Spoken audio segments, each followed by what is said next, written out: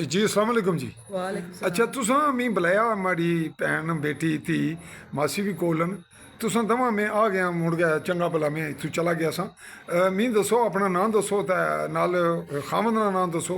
हमारा नाम इन्ना फातिमा ते खामदरा इमरान मोहम्मद इमरान है। अच्छा ते तुसां दा क्या नाम सी राजदीप जने ना। मोहम्मद काशम। अच्छा ये मी दसो भी तुसां जिथे बैठे हैं इस जगह का नाम क्या मल्ले ना।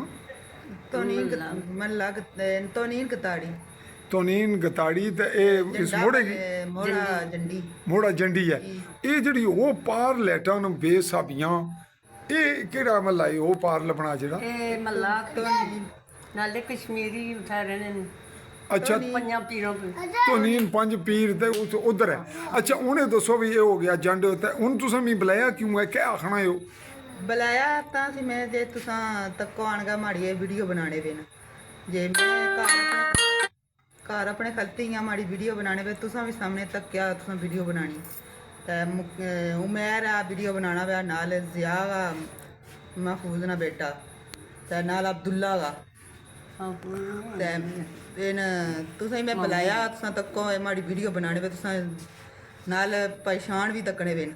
अच्छा तुस मी इन्हों ने तुसने भी फोटो बनाई ने वीडियो बनाई ने ये चलो मैं भी वाकई ये गल है भी मैं कोल सा तो तुसा मी तां बुलाया जी आ तो नाल ही भतरी सी माड़ी जतीम बच्ची है तो उसने वीडियो बनाने कल अज वीडियो कल कुदर कुदर लाने कुदर चाणगे तो कल उसने शादी असा करनी है तो क्या बनागा इसना।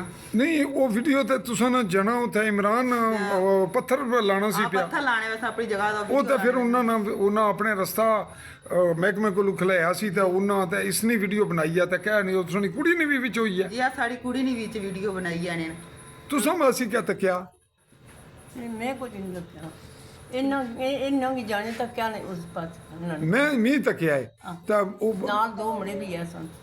अच्छा जी ठीक है और कुछ आखना है कुछ और काम को इतनी गल नहीं बुलाया से जी आ वीडियो ना शिकायत तुसा करनी सी। जी हाँ जी अच्छा तुसें मी उसलै बुलाग है भी तुसा जाने क्यों ने रोकया बाद स्पेशल क्यों बुलाया है।